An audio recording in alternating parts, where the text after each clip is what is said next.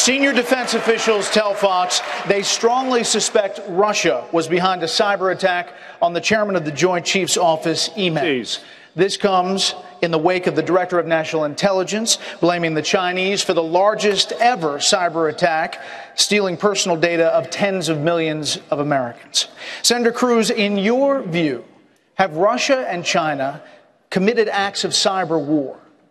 And if you were president, what would you do about it? Well, Brett, of course they have. And over the last 6.5 years, we've seen the consequences of the Obama-Clinton foreign policy. Leading from behind is a disaster. We have abandoned and alienated our friends and allies, and our enemies are stronger. Radical Islam is on the rise. Iran's on the verge of acquiring a nuclear weapon. China is waging cyber warfare against America. Russia, General Soleimani, you just mentioned, the Iranian general, is the head of the Al-Quds forces. He's directly responsible for the murder of over 500 American servicemen in Iraq. And part of this Iranian deal was lifting the international sanctions on General Soleimani. The day General Soleimani flew back from Moscow to Iran was the day we believe that Russia used cyber warfare against the Joint Chiefs. We need a new commander-in-chief that will stand up to our enemies and that will have credibility. It is worth emphasizing that Iran released our hostages in 1981, the day Ronald Reagan was sworn into office. Hi, I'm Henry Gomez with the Northeast Ohio Media Group. Suppose I'd told you 2 months ago that none of the 3 men Ohio Governor John Kasich saw as his chief rivals for the Republican presidential nomination would enter Wednesday night's debate at the Reagan Library in first place. First, you'd be stunned. Then, you might think that Kasich would, by this point in time, be the White House hopeful to beat. And you would be wrong.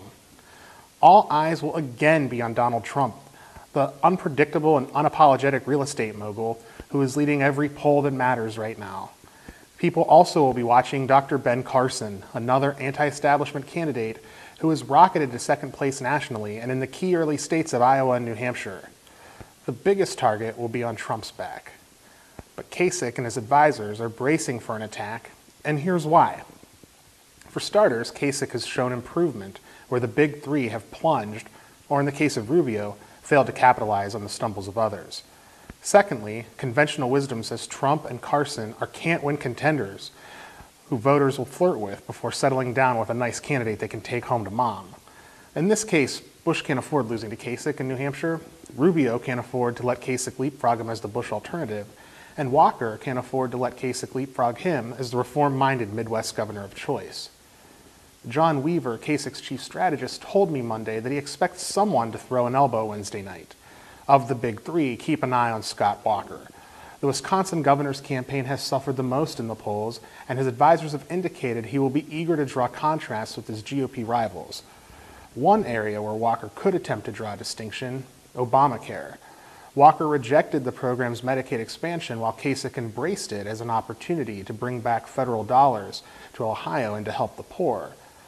And here's where Walker could run into some trouble. Though he rejected the Medicaid expansion portion of Obamacare, his alternative pushed other Wisconsinites into Obamacare's marketplace.